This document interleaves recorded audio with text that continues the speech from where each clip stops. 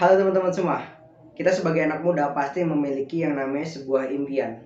Salah satunya adalah kita bisa membeli mobil dengan uang kita sendiri. Tapi mungkin gak sih, di umur 20 tahunan ini, kita bisa membeli mobil dengan uang kita sendiri?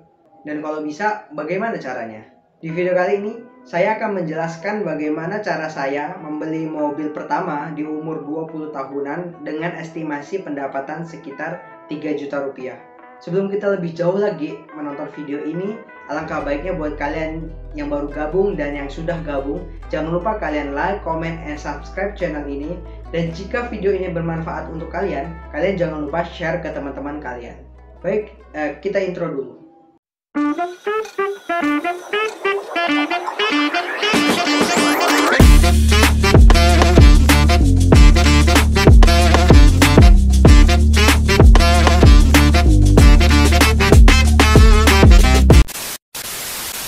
Baik teman-teman, mungkin dari sebagian orang membeli mobil itu hanya sebagai untuk menaikkan gaya hidup. Bener gak sih? Padahal sebelum kita membeli sesuatu, kita harus memikirkan barang tersebut itu sebenarnya hanya untuk gaya hidup kita atau kebutuhan hidup. Saya pernah dengar kata-kata begini, menaikkan gaya hidup itu lebih mudah dibanding menurunkan gaya hidup. Tujuan dari video ini dibuat untuk kita sama-sama saling belajar dan mengetahui sebenarnya mobil yang akan kita beli itu hanya untuk gaya hidup atau kebutuhan hidup saja. Dari poin-poin yang saya jelaskan, itu saya juga sudah melakukan riset ya di beberapa content creator ataupun dari beberapa masukan teman-teman sekalian. Dan cara-cara tersebut itu saya rangkum menjadi SMART. Apa sih SMART itu? SMART adalah specific, measurable, achievable, relevant, and time bound. Kita langsung masuk ke poin yang pertama.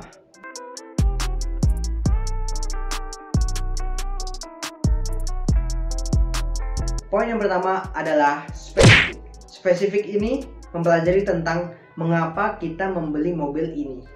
Kalau saya, kenapa saya memilih untuk membeli mobil? Karena menurut saya, mobil tersebut bisa menunjang bisnis dan kegiatan-kegiatan yang sedang saya jalani. Karena yang perlu kalian tahu, tempat usaha gua, kampus gua, dan rumah gua ini itu saling berjauhan. Yang akhirnya mengharuskan saya untuk membeli mobil.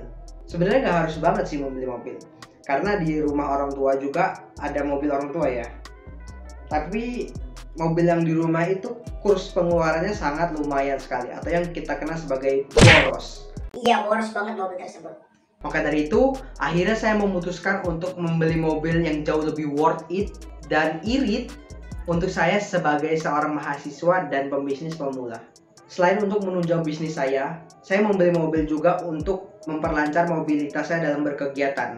Karena basically saya kegiatan itu lumayan cukup padat ya. Jadi saya harus membagi waktu antara ke kampus, ke tempat bisnis, dan pulang ke rumah. Membeli mobil juga bisa kita lihat dari poin fleksibilitas untuk mengangkut barang ataupun orang. Karena barang-barang gue ya seperti laptop dan elektronik yang lain itu kan sangat sensitif ya. Jadi ya udah deh, gue beli mobil aja.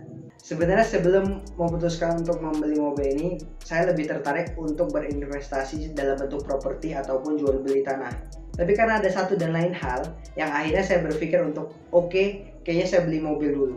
Dan akhirnya disinilah awal mula saya bisa mewujudkan salah satu impian saya. Poin yang kedua adalah measurable, yaitu mimpi yang terukur. Yang dimaksud dari poin ini adalah mobil apa sih yang ingin kita beli dan apakah mobil tersebut itu bisa menunjang dari keluh kesah atau dari kekurangan yang memang sedang kita butuhkan. Seperti mobil itu irit, worth it, dan lain sebagainya. Dan dari poin ini juga akhirnya saya memilih untuk membeli mobil Xenia LI tahun 2011 itu yang 1000 cc, dan saya belinya juga second ya. Walaupun second tapi saya mendapatkan barang yang memang lumayan cukup worth it, dan pastinya mobil ini sangat pas dan sesuai dengan apa yang saya butuhkan. Sebenarnya ada banyak pilihan seperti Toyota Vios, Daihatsu Ayla, Toyota Agya, Datsun Go, dan masih banyak lagi jenis mobil lainnya yang mengategorikan sebagai mobil anak muda. Tapi karena memang basically saya mencari mobil tidak untuk hanya sekedar gaya hidup, juga kebutuhan hidup, maka dari itu saya memilih untuk membeli mobil Xenia ini. Kita masuk ke poin yang ketiga, yaitu achievable. Di poin ini menjelaskan berapa sih budget yang kita butuhkan dan kita tuh harus menyisihkan uang berapa. Oke, di poin ini saya berbicara untuk menyisihkan ya, tidak untuk menabung. Karena menurut saya menabung adalah kegiatan yang sangat susah dilakukan untuk manusia lah. Oke, dari itu saya menyarankan untuk menyisihkan. Sisihkan dari sebagian gaji kalian atau beberapa pendapat kalian dalam berbisnis. Jadi di poin ini saya ambil contoh ya. Misalnya kita ingin membeli mobil Daihatsu Ayla dengan harga 90 juta dan estimasi pendapatan kita sekitar 5 juta. Jika kita ingin membeli mobil Ayla tersebut di jangka waktu sekitar 2,5 tahun atau 30 bulan, berarti kita harus dan diharuskan menyisihkan uang sekitar 3 juta dari pendapatan kita. Tapi ini ada opsi lain, tapi opsi ini tidak saya sarankan untuk kalian sebagai pebisnis pemula, yaitu kredit.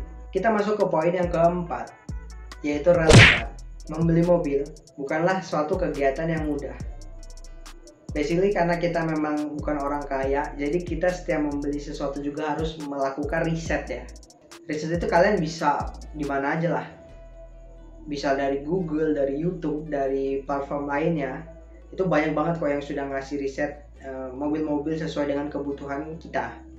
Kita kalau membeli sesuatu itu harus mengeluarkan effort yang sangat luar biasa. Riset adalah menjadi cara yang paling penting dalam kita membeli atau memutuskan untuk membeli sesuatu.